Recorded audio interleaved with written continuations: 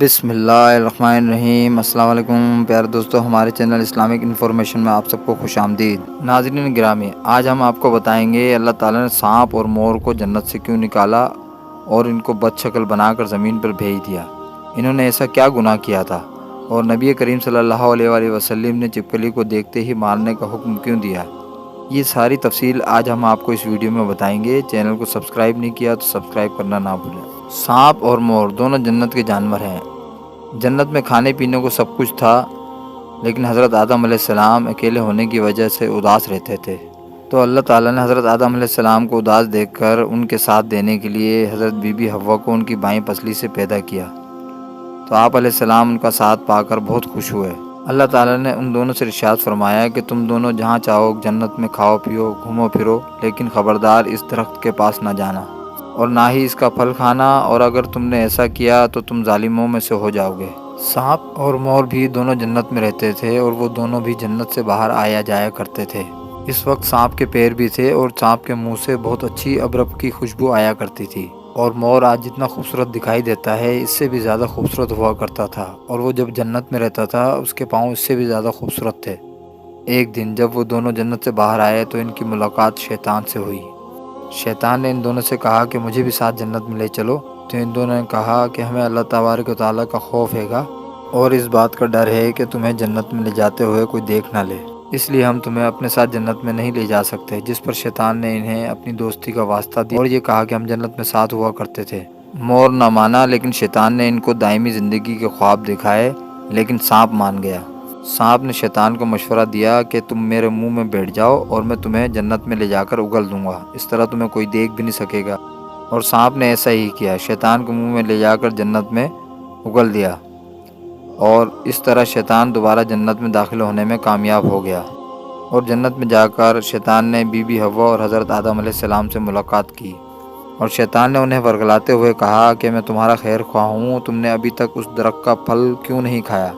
تو be be حوا اور حضرت آدم علیہ السلام نے فرمایا کہ ہمیں اللہ تبارک و تعالیٰ نے اس درخت کے پاس جانے سے منع کیا ہے، اسی لیے ہم نے ابھی تک اس کو نہیں کھایا اور نہ کھائیں گے۔ جب حضرت آدم علیہ السلام سو گئے تو شیطان اماں حوا علیہ السلام کے پاس آیا، اور شیطان بی بی حوا کو ورگلانے لگا اور کہنے لگا کہ اللہ تعالیٰ نے اسی لیے منع کیا ہے کہ اگر تم نے یہ پھل کھایا تو تم لوگ نہ مرنے والے ہو جاؤ گے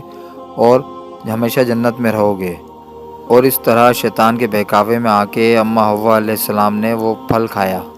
اور جب حضرت آدم علیہ السلام سو کر اٹھے تو بی بی حوا علیہ السلام نے حضرت آدم علیہ السلام کو بھی مجبور کیا وہ پھل کھانے پر، تو حضرت آدم علیہ السلام نے بھی وہ پھل کھا لیا۔ جیسے ہی ان دونوں نے درخت کا پھل کھایا تو ان دونوں کا جنت کا لباس اتر گیا، اور اللہ تبارک و تعالیٰ نے فرمایا کہ میں نے تمہیں منع نہیں کیا تھا اس درخت کے پاس جانے سے اور اس کا پھل کھانے سے، لیکن تم دونوں نے میری بات نہ مان کر اور اس درخت کا پھل کھا کر اپنی جانوں پر ظلم کیا ہے۔ تبھی بی بی حوا علیہ السلام کو اپنی غلطی کا احساس ہوا، اور آپ علیہ السلام نے اللہ تعالیٰ سے معافی مانگی۔ اللہ تبارک و تعالیٰ نے ان دونوں کو معاف کر دیا اور انہیں معاف کر کے جنت سے نکال کر زمین پر نازل فرمایا، اور اللہ تعالیٰ نے فرمایا کہ مخصوص وقت تک تمہارا زمین پر ٹھکانہ ہے، اور شیطان کو جنت میں لانے پر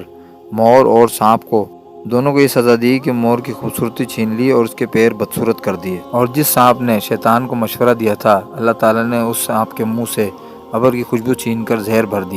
اور سانپ کی ٹانگیں چھین کر مور اور سانپ دونوں کو جنت جیسی خوبصورت جگہ سے نکال دیا اور زمین پر پھینک دیا۔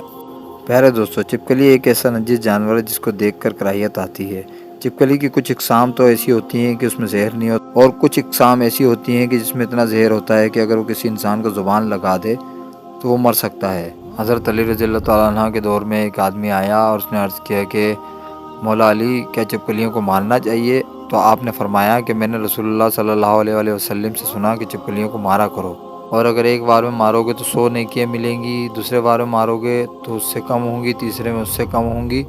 لیکن ان کو مارا کرو، چھوڑا نہیں کرو۔ پیارے دوستو، چھپکلی واحد ایسی خلقت ہے کہ جب اللہ تعالیٰ کے پیارے نبی حضرت ابراہیم علیہ السلام کو نمرود نے آگ میں ڈالنے کا فیصلہ کیا تو سوائے چھپکلی کے سارے جانور اس آگ کو بجھانے میں مشغول تھے، اور چھپکلی اس آگ کو پھونکے مار کر آگ کو بڑھانے میں مصروف تھی، اور یہ خوش ہو کر اس آگ کو بڑھاوا دے رہی تھی۔ تبھی سے اللہ تعالیٰ نے اس پر لعنت بھیج دی، اسی لیے اس کو مارنا اور گھر سے بھگانا کوئی گناہ نہیں ہے۔ حضرت علی رضی اللہ تعالیٰ عنہ نے فرمایا کہ اس زمین پر کچھ مخلوق ایسی ہیں جنہوں نے انسان کو پریشان کرنے کا وعدہ کیا ہوا ہے شیطان سے، اس میں چپکلی بھی شامل ہے اور اس کے خاندان سے جڑی مخلوقات شامل ہیں۔ حضرت آدم علیہ السلام کے دور سے پہلے لاکھوں سال پہلے چپکلی کا پورا خاندان اس زمین پر تھا اور وہ دن بدن بڑھتا رہا، یہاں تک کہ اس زمین کو انہوں نے دوزخ کی مثل بنا دیا اور زمین پر بہت ظلم کیا، تو اللہ تعالیٰ نے ان کو نیست و نابود کر کے ختم کر دیا، سوائے ان کے جو بہت چھوٹے تھے، وہ زمینوں، غاروں اور پانی میں چھپ گئے۔ اور جیسے جیسے وقت گزرتا رہا، وہ بغض اور حسد اپنے دل میں بے انتہا بڑھتے گئی، یہاں تک کہ حضرت آدم علیہ السلام کا زمانہ آ پہنچا تو شیطان نے ان کے دل میں یہ بات ڈال دی، آدم علیہ السلام کی مخلوق کی وجہ سے تمہیں اس دنیا سے ختم کیا گیا ہے۔ تبھی سے یہ مخلوق انسان سے نفرت کرتی ہے اور کوشش کرتی ہے کہ انسان کو نقصان پہنچائے۔ چنانچہ حضور نبی کریم صلی اللہ علیہ وآلہ وسلم کے بہت سی احادیث میں چپکلی کو مارنے کا حکم ہے۔ تو میرے پیارے دوستو، اللہ تعالیٰ انسان اور جانور دونوں کو بغض اور حسد سے پاک رہنے کی توفیق عطا فرمائے، آمین ثم آمین۔